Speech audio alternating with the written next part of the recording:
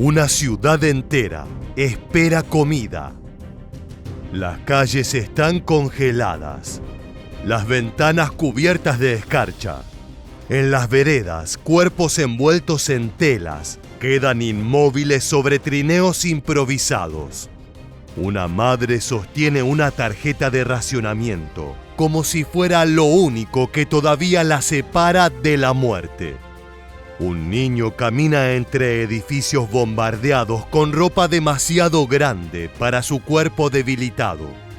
En algún lugar de la ciudad, soldados custodian depósitos de grano.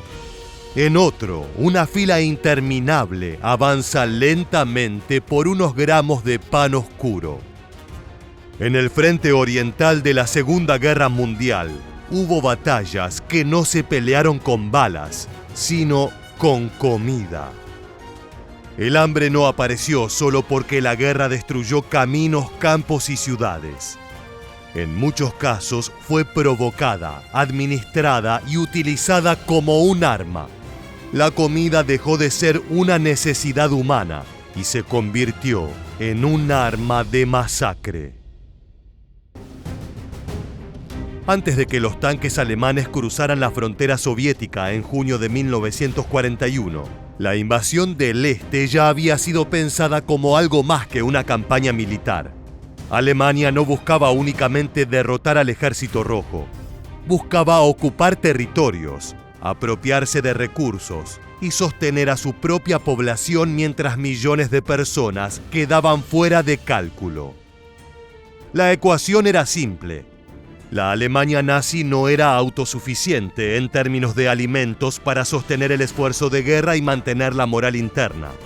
Por lo tanto, la solución diseñada por sus planificadores fue brutal. Los alimentos de los territorios soviéticos ocupados, especialmente de Ucrania y otras zonas agrícolas, debían ser desviados hacia el ejército alemán y hacia el Reich. Las ciudades soviéticas, vistas como grandes bocas que consumían comida, quedarían condenadas a la escasez. Ese plan pasó a la historia como el Hungerplan. Su lógica era fría. El trigo, la carne, el grano y los recursos agrícolas del este no iban a alimentar necesariamente a quienes lo producían. Iban a sostener al ejército que ocupaba esas tierras y a la población alemana que vivía lejos del frente. Si millones de soviéticos morían de hambre durante ese proceso, no era interpretado como un accidente del sistema. Era una consecuencia asumida y aceptada. Herbert Backe aparece como una figura central de esa política alimentaria nazi. Desde su mirada, los territorios conquistados eran una reserva de alimentos y las poblaciones locales eran una variable secundaria. El cálculo no se hacía en función de vidas humanas, sino de raciones, transporte, productividad y utilidad para la guerra. El hambre entonces no fue solo una tragedia provocada por el caos, fue parte de una arquitectura de ocupación. Over 3 million troops, 600,000 horses, all of these have to be fed. And so the extraordinary implication that dawns on the German planners in the spring of 1941 with more and more clarity is that the urban population of the Soviet Union will have to be starved to death. Para entender esa política hay que mirar la ideología que la sostenía. Para Hitler y la dirigencia nazi, el este no era un frente más. Era el espacio donde Alemania debía conseguir Lebensraum, el espacio vital.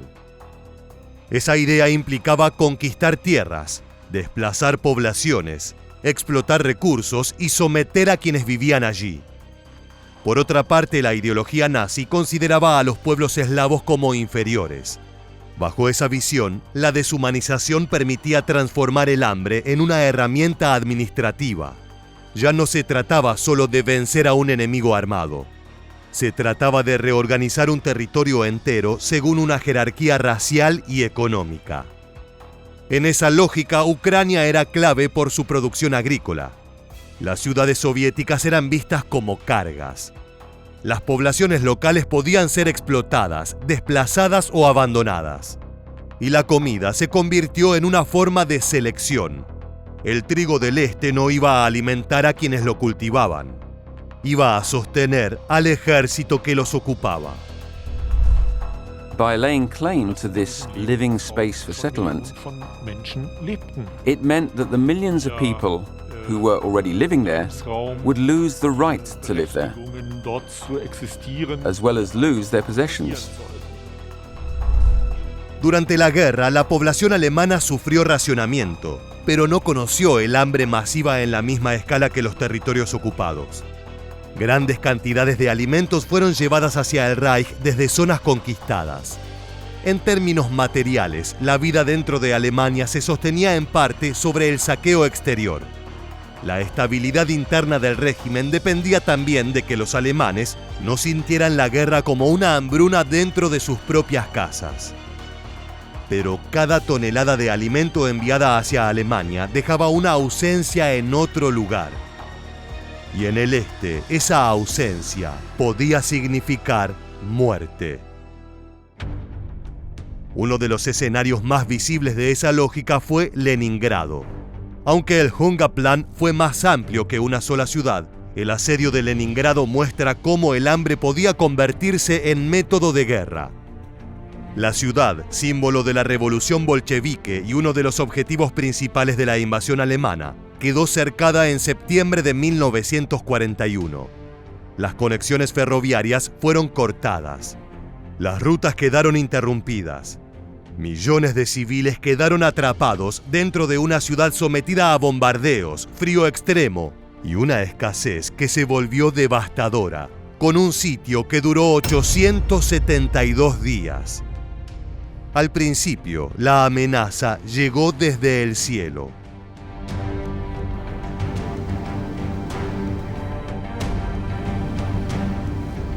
Bombas alemanas golpearon depósitos, fábricas, barrios y almacenes. Las reservas empezaron a reducirse. Después llegaron las filas. Luego las raciones más bajas. El pan entonces se volvió el centro de la vida cotidiana. En el invierno más duro, algunas categorías de civiles llegaron a recibir apenas 125 gramos de pan por día. Un pedazo oscuro mezclado con sustitutos, insuficiente para sostener un cuerpo durante el frío. Los trabajadores recibían más porque el sistema necesitaba mantener activa la producción y la defensa. Los no trabajadores, los ancianos, muchas mujeres y los niños quedaron en una posición mucho más vulnerable. En Leningrado, el hambre era una rutina medida en gramos. El frío terminó de cerrar la trampa. Las temperaturas cayeron de forma extrema. Las cañerías se congelaron. El transporte dejó de funcionar. La gente buscaba agua en tuberías rotas o cargaba baldes desde puntos lejanos. Las casas ya no podían calentarse. Los muebles, los pisos de madera y cualquier material combustible se convirtieron en fuego para sobrevivir una noche más. En las calles, los cuerpos empezaron a formar parte del paisaje. Personas demasiado débiles para caminar caían en la nieve.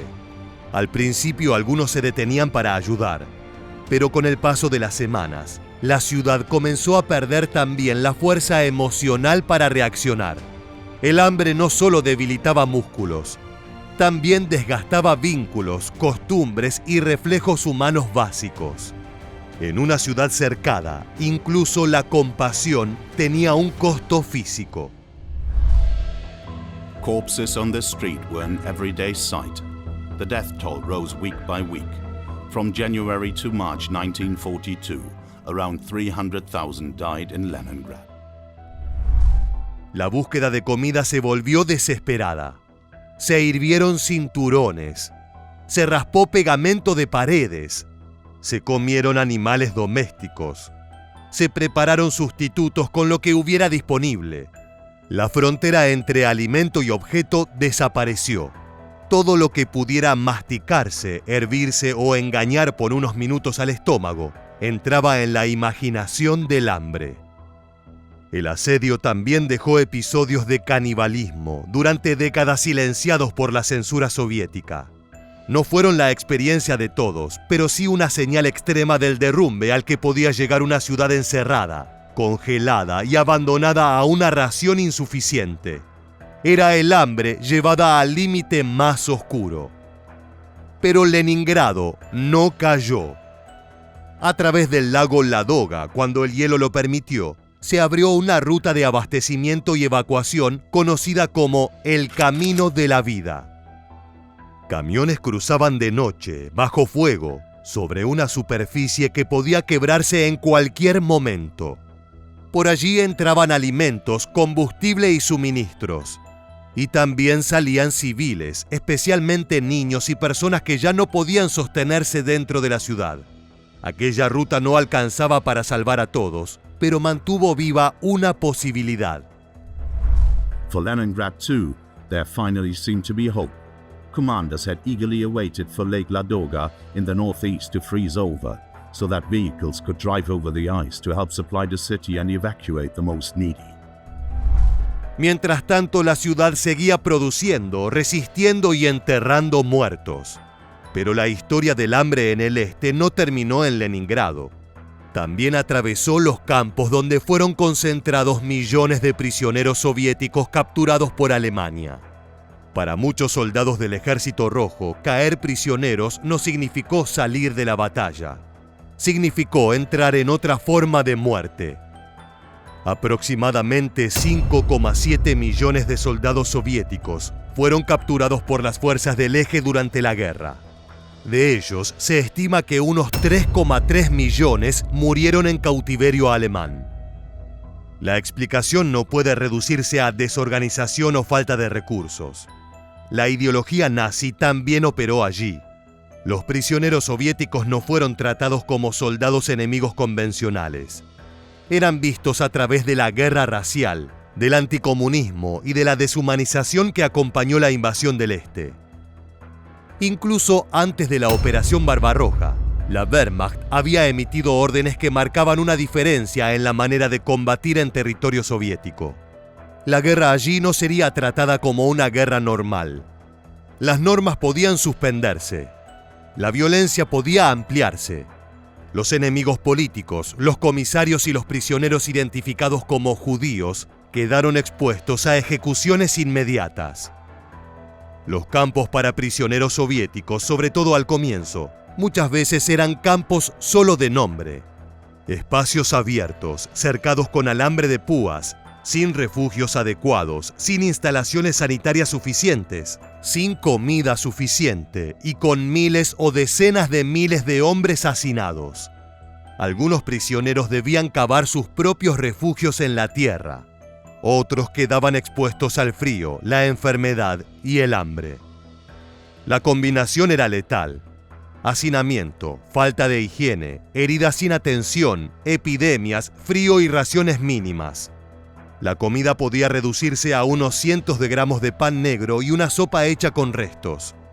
Los cuerpos se apagaban tan lentamente que algunos prisioneros vivos llegaban a ser confundidos con muertos. Para muchos prisioneros soviéticos, la captura no significó el final de la batalla. Significó entrar en otra forma de muerte, lenta, administrada y silenciosa. Con el tiempo, Alemania comenzó a ver a algunos prisioneros como mano de obra útil. Eso modificó parcialmente su tratamiento, pero no borró el sistema de desprecio que había definido los primeros meses. La supervivencia podía depender de la salud inicial, del origen étnico, de la capacidad laboral, del azar o de ser trasladado a otro lugar donde el régimen necesitara trabajadores vivos. Pero millones no llegaron a esa etapa. El hambre funcionó así en varios niveles. En las ciudades sitiadas, en los territorios agrícolas saqueados, en los campos de prisioneros y en la economía de guerra. No fue un episodio aislado. Fue una forma de organizar la ocupación. Una herramienta que conectaba ideología, recursos, racismo y estrategia militar. Cuando el sitio de Leningrado terminó en enero de 1944, la ciudad seguía en pie, pero profundamente marcada. había sobrevivido, aunque a un costo inmenso. La memoria del hambre quedó enterrada en diarios, testimonios, museos destruidos y relatos que durante años no pudieron contarse completos. Para los prisioneros soviéticos que murieron en cautiverio, ni siquiera hubo una ciudad que simbolizara su resistencia. Muchos quedaron reducidos a cifras, fosas, archivos incompletos y testimonios dispersos.